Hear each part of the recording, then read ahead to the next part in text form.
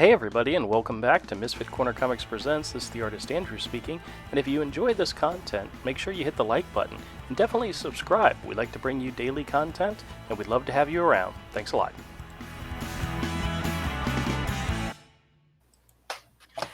Alright.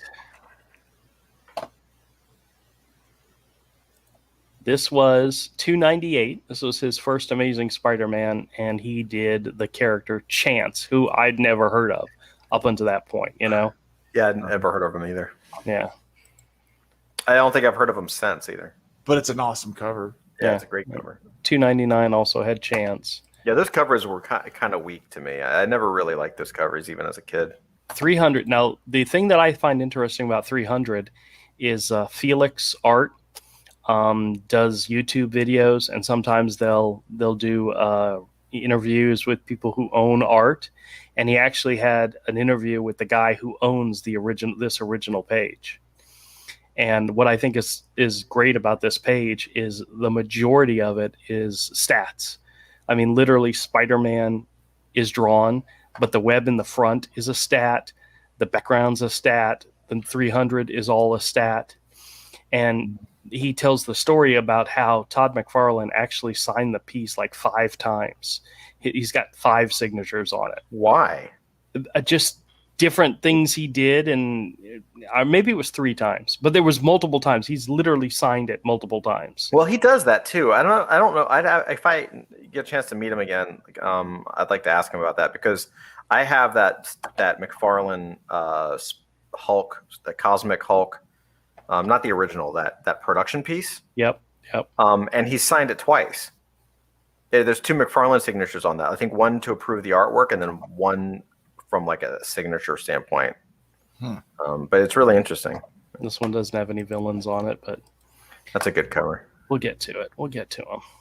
Oh, here we go. Sandman and Silver Sable. He kind of draws a goofy-looking Sandman, but I like Sandman's powers, the ability to change his shape and all that. I think that's what I liked about him. But, I mean, technically, we all, the 3 of us do that. It's just slower and it takes more food. Oh, this is one with the fox. See, that's when this is the one. This cover is when he started to like jam on covers. Do you know what I mean? Like from this point on, to me, his covers were great. This was probably one of the covers that you could afford that we bought back in the day. Probably. Because I never had 300. I never had the ones before that. I didn't start collecting till later. Yeah. And I remember this issue, so I know I had it. Oh, here we go. The Prowler. See, fucking dope. Yep. Inside the issue, he draws him much better, but there he is on the cover. Yeah, that's excellent. Yeah. Let's see. Next up, 306, an homage to Superman. Yeah, and the funny thing is when that came out, I had no idea that was an homage. Really? I had no clue. I was like, "This is awesome." Yeah, it's been done. The Chameleon. Look how good that cover is. How easy and simple it is as well, Yeah, he's always been a master. Like, oh, I got to bust out a cover that's cool. Oh, here's a close up, but it's a cover and it just pops. Like that thing would pop off the shelves. Here, I'm going to draw something nobody else has drawn. I'm going to draw fingers. Taskmaster, who looks like a wimp in this picture, in this cover. Let's see here, 309, 310. Sticks and Stone. I remember having this issue too. Yep. Telling you, man, that Sabretooth is one of his best covers. It really is. The Shrike. I remember this one too. I love how it's like, if you look at it now, it's Batman with like blonde hair. Yeah. Yeah. Let's see, 311. Mysterio. That's awesome. His it's also funny is like now that I'm hindsight being what it is, and you see all the stuff in context and years later, it's amazing how many covers were like close-ups with hands coming out, either out towards you or away from you. It's either Spider-Man's hands or Mysterio's hands or other characters' hands. Is a good one. Green Goblin versus the Hobgoblin. Yeah, that's awesome. Yep. I recently had a copy of that issue too. Let's see. Yes. Here's another good one. The Yeah. Lizard. That Yeah. one's classic. It's funny how it's the non-mutant superhero. I guess mutants were really popular at that time. Plus, Inferno was going on. Yeah, don't you remember that? Like, I remember that. Oh yeah. Oh, this is a classic issue. Yeah, that's one of my favorite covers. 315. Hydro Man. And Venom.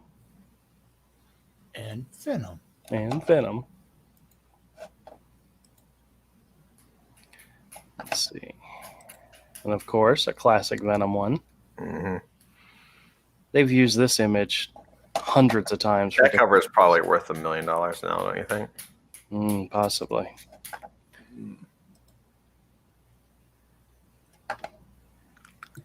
Wasn't that technically that was the second Venom cover?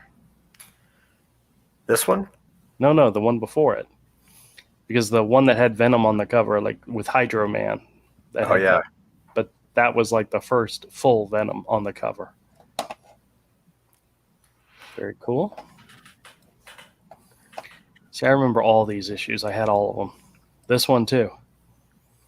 This was his redesign of the Scorpion. And now the Scorpion's a girl. Really? Oh, yeah, they've made a female Scorpion. Why?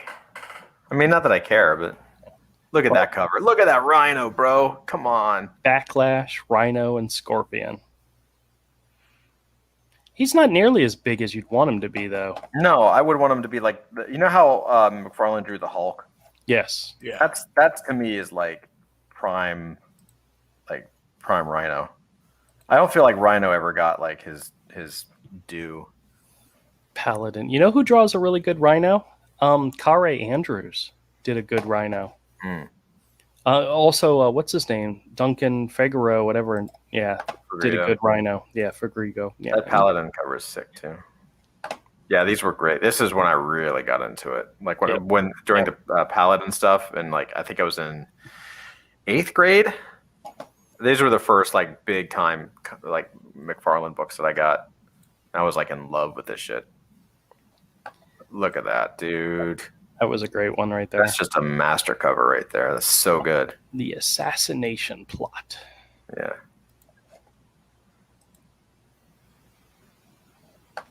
Oh, that's one of my all-time favorite covers too. That right there, dude. Mm-hmm. Make way for Captain America. That was seriously, man. Oh, so good. This was about the time we could actually afford Amazing Spider-Man issues because there you go. We were buying them at the time. Look at that. Oh yeah. Ugh. And I'm telling you, we saw the original Avery. It looks, it looks so crisp and so good. It's just awesome. Now, how many more issues did he do the covers from? Not very many, I don't think. No, it's coming down to the end of it. Yeah. What was that? The top to a bottle of scotch. Oh, okay. Yeah, this is not. Wait, who was that? I don't remember that character. What was the name of that? That's This one? The bad guy. Graviton? Was it? No, the bad guy? Isn't that the character that got his arm ripped off in X-Force? Reaper? No, I don't know. I have no idea. I don't remember. And then we jump into Larson. This is Larson. Eric Larson. Yeah. That's still a nice cover. Eric Larson, I really enjoyed his Amazing Spider-Man run. Well, we'll do Eric Larson another time, but yeah. Todd, I can't believe you let me miss this one. A McFarlane issue? Yeah. But I was buying Uncanny X-Men. All the X-Men books. Well, that's 328. Yeah, I mean that's the stat that I have. Like I've got that. Yeah, I've got that. That's an awesome cover. Yeah, it is an awesome cover. I've got the production. Like it's not worth as much as the original, obviously, but I've got the production, the production used piece that was shot for that cover. So, because they take a photograph of the art where they used to take a photograph of the artwork and they use the photograph for the cover. So I actually have the cover, which is pretty cool. Yep, the rest were Eric Larson. Okay. There was just that one more. That was a nice little look through Todd McFarlane Amazing Spider-Man history. Now, that doesn't include the 16 issues he did or the 15 issues he did of Spider-Man, the adjectiveless Spider-Man. Yeah. Maybe we'll look at those another time. But right now, the Amazing Spider-Mans, those were awesome. Those were in the heyday of our time in high school. You know, we were all collecting comics. We were all wanting to be artists. And that's what was out. Yeah, that was like, those were really good books, man. I didn't buy any of those. We were buying like Lobo. You were still doing Slain. You were like way ahead of us. Yeah, Avery had much better taste in art. Even though we all liked a lot of the same stuff, Avery was on the fringe, the experimental, you know, the stuff that we look back now and imagine as being gods of art. Yeah, like weren't you doing Judge Dredd at that point already? Like 2000 AD? I was kind of interested in some that type of stuff is what I was interested in. Yeah. You know, the European artists and stuff. That's where I was already heading. Because I had already found, you know, like Havoc and Wolverine Meltdown, and was just Meltdown, like, yeah. Oh, I was just like, wait, Oh, yeah. there's people that do comics that can draw and paint, right? Like illustrators and fine artists do comics. Hey everybody, thanks a lot for checking out our video. If you like this content, make sure you hit the subscribe button, hit the bell for notifications, and join us again. We do drawing, we talk about comics, and a whole bunch of other stuff. Make sure you leave us a comment and let us know what you think. Thumbs up, thumbs down either way, and we'll catch you all next time.